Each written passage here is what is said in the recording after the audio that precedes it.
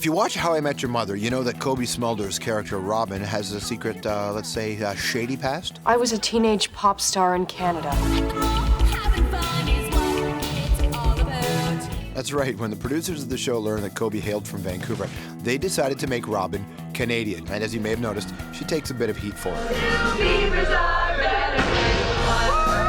Growing up in BC, Cobie, as people do there, fell for the ocean, and like George Costanza, even considered a career in marine biology. She was 12 or 13, by the way, when she was discovered by a modeling agency, though she soon realized that modeling might not be her thing. Instead, she turned to acting, and she did eventually land parts on shows like Smallville and the groundbreaking drama The L Word. Michael's been trying to get you in here for ages.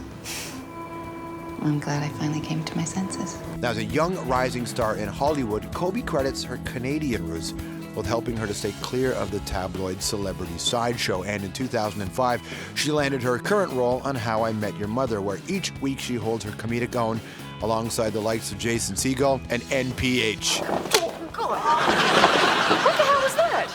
I slap bet Marshall that you did porn, so I win. Cobie's seen big changes since starting the show. She's had a baby girl, got engaged to Taran Killam from SNL, and soon she'll be kicking ass in the first big popcorn movie of the summer, The Avengers. Cobie plays Agent Maria Hill, part of a crack-hot team that's just trying to save the world. I need you to make sure the Phase 2 prototypes are shipped out. Sir, is that really a priority right now? Until such time as the world ends, we will act as though it intends to spin on. Please welcome to the show, Cobie Smulders. Hi. Hi, everyone. How are you? Good, how are you? Well, nice to see you. Last time I saw you was in Las Vegas at the NHL Awards. Yes, but we're not supposed to talk about that. What happens in Vegas That's stays right. in Vegas. Let's just say it's on my Facebook wall. No, it's not. Nothing is sacred anymore because of Facebook. No, I lie on Facebook all the time just to throw people off the scent. Oh, that's nice. That's all I do. That's smart. Congrats on this movie. Thank you very much. I'm excited to be here for the premiere in Canada. It's a big movie. It's a huge movie. It was so much fun to shoot, and I can't believe that it's out and that it's finished. It's taken like thousands of people to get this thing done. And also, I mean, some of those key scenes that you're in, it's like you're in this set and all the Avengers are. It's a big concept. Now, you're not an action person per se. That's not been your bit. So what was that like, that's just getting into that? Yes, it was extremely intimidating, extremely. And that scene that you mentioned, if you notice, I'm very much in the background going like, what am I doing? Look at all these people. Well, I didn't see you mouth those words. Well, okay, good. They didn't use that take then. Right. Yeah, no, it was very intimidating, but everyone was so lovely and very welcoming. And Joss Whedon, our fearless leader who wrote and directed this film, it really, everything good that came out of this movie had to do with him. He wrote an amazing script that served every character so well, and I was just happy to be asked to play. Did you have to fight for the role? No. I mean, I wish that we could be put in a mud wrestling, me and 6 other women, and just battle it out. That's how it should have been done. Wait, you prefaced that sentence by saying, I wish. Yes. Yeah. Wouldn't that be fun? You think you'll get all the roles that way, I feel like Maria Hill. Like you have to really fight for it. But I did the old auditioning tactic where I just went in and read and was lucky enough to do something that made them want to hire me. I mean, there's scenes. Did you do your own stunts in this? Did you have to, I did do a lot of my own stunts. There was a few things that I wasn't able to do, mainly for insurance purposes, but I did get to do my own stuff, and I hired a trainer out of Los Angeles who trained SWAT teams. And he was so awesome, and he would come to my house a couple times a week, and because I have a kid, he would usually come after 8, and he'd show up and he'd have, empty guns, and we'd break them down, and he'd show me how to load them and show me how to hold them and how to stalk somebody, and he made me feel very, so watch out. How to stalk somebody? Yeah. Is there an element of empowered mother in this film for you, in this character? Your daughter gets to see this? I hope so. Right now, it's more like you're abandoning me to shoot a big action movie. So maybe around 10, when she's able to see the movie, or I don't really know what age is appropriate yet, she'll see it and she'll kind of understand why I wasn't around for this during this. Whole time. Yeah. What's that like when she says you're abandoning me? Well, she doesn't say that yet. She just goes, Mama! But you know what she means. Oh, she's not happy about this. But it's a different step for you in your career, isn't it, to go to this kind of film? Yeah, absolutely. It's like a giant leap in another direction for me. I have done How I Met Your Mother for 7 years now. 7 years. That's a long time, right? I left Canada And I've been on How I Met Your Mother for 7 years, and it's been a wonderful, amazing experience. But even predate that, go before. I mean, you leave. I mean, you're a model. You're young. Yes. You're basically in an apartment with a bunch of other young models. Yes. In a crazy world. Yes. What was that like? It was a trip. It was something I will never, ever have my daughter do. But I think that it also made me who I am today, and I got to see a lot and travel a lot and have experiences that I wouldn't ever get to have. I mean, I moved to New York when I was 17 years old.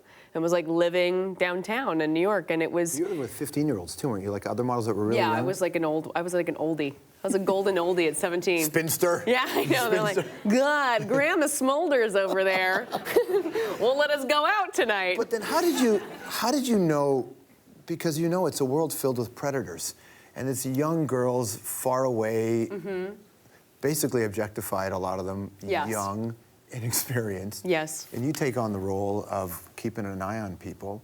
Yes. But did you feel, like, could you tell that this was an unnatural place to be? Yeah, absolutely. From really the beginning. And I was lucky enough to be born sort of, like I went into it knowing what was right and what was wrong. I never had a moment where I felt like I wasn't able to speak my mind or have the confidence to speak my mind. I hate to think of the girls who aren't, but it's a weird thing. It's a weird industry. It's not a unionized industry. As actors, we have the protection of a union to say, no, everybody makes this much money after this many hours, and they don't have that in the modeling industry. So I think that gets abused a lot. And I was, from a young age, even when I traveled, I mean, I started when I was 12, 13, and either a parent came with me or my older sister came with me. But the girls who were there by themselves, I would never, ever put my daughter in that position. On How I Met Your Mother, the idea of playing a Canadian, written mostly by Americans, Yes. I think there's So we do have one Canadian from writer, Guelph. yes. He's from Guelph, right? Yes. Yeah. Which counts as Canada, Yes. technically. Yes. But the idea of playing, because Canada, God love it, Canadians love to be mentioned anywhere, but in that show, it's heavy and hard. It is. When it comes up. And here's my question. I worry that Canadians are somewhat insulted by what I say on the show at times. Because I kind of am. I'm like, okay, guys, let's tone it down a bit.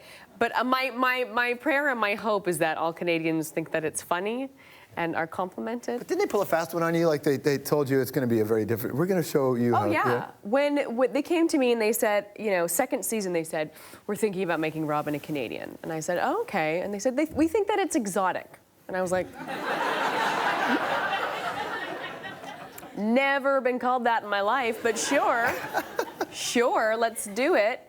And then the following episode was like so great, and Robin was like, we have universal health care in our school system and all these great things that Canada provides. And then literally the next episode was like, oh, it's about time to go there, eh? It's just like, it was like we had one episode, and then it was just, from then on, just trashing our country. It's fantastic. Yeah. Has Neil Patrick Harris ever taken you to Magic Castle?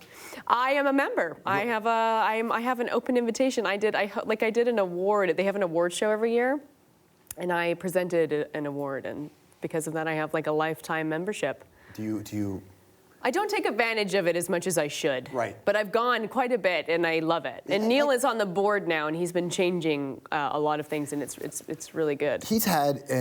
He went from being a character, like everybody would talk about, a Doogie character, to become, he's sort of in an iconic place now. Mm-hmm. Just NPH, just the initials, yes, mean something. Yes. And you've been there for that. This show is the reason why I think that's back. Yeah, I mean, first of all, he comes from Broadway. He sings, he dances, he can act. I mean, and it's the reason why he's hosted the Tonys. He's going to host again this year. He's so multi-talented, but he's also been in this industry for so long, and there's a reason for that.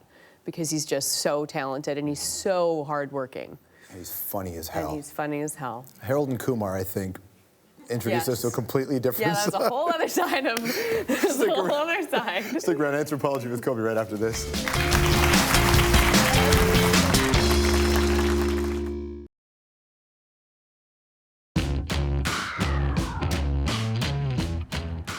All I ask is when this is over, you bring me back with you. so Jacob and I can be together. Oh, Jesus. You said you could help me. Do we have a deal? Oh, my God. Yeah, sure. It's back with Cobie Smulders. All right, so Where did you find that? it's my private collection. Jeez Louise. My private. Jeremiah, right? Jeremiah, Malcolm Jamal Warner. And Luke Perry was in that, And too. Luke Perry. I was excited about that. 90210, I was like, I made it! Okay, how about this? On Avengers, there was a lot of wattage in some of those scenes, but a lot of your relationship was with Sam Jackson. Yes. Did you ever actually stumble because there was so much craziness going on there? Not really. I mean, Sam in his own right is intimidating and comes at you with just such a jam-packed resume that it can be pretty intense. But truly, everyone was so cool. And Sam and I got along really well, and you know. Did you have to audition with him? I did. I did a screen test with him. There was about 6 other actresses going up for the role. That's really difficult to do with the eye patch, though, isn't it? Yeah, yeah. But then every once in a while, he like lifts it up and winks at you, and then you feel okay. Does he ever drop the line on the set going, by the way, I'm the highest grossing actor of all time? I know, right? Isn't that crazy? I was talking to someone about that, and I didn't realize that. Because I knew, when I think of Sam, I think of Pulp Fiction.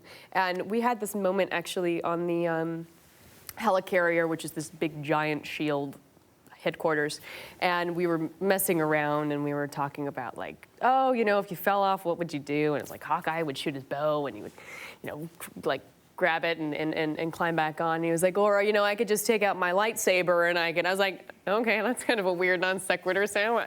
Oh, wait, you were a frickin' Jedi. That's right. Oh, right, I forgot. Good to see you. Thanks for coming in. Thank you. It's a real pleasure to talk to you. We're not gonna do the game. That was the game. That was the game? I can write more at you. Oh, gosh.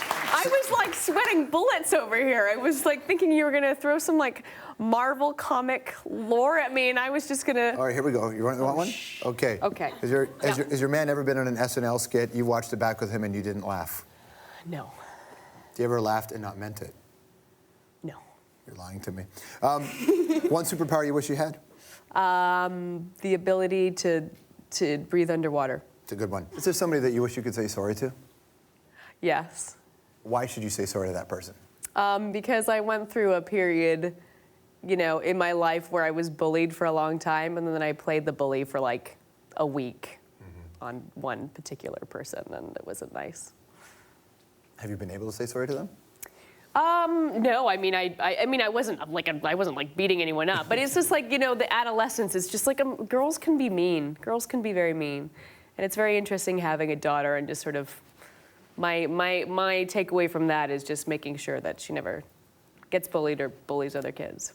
That's a tough job, right? Yeah. Oh, yeah. Nice to see you. Good to see you. Cobie Smulders, everybody. The Avengers, Friday. We'll be right back.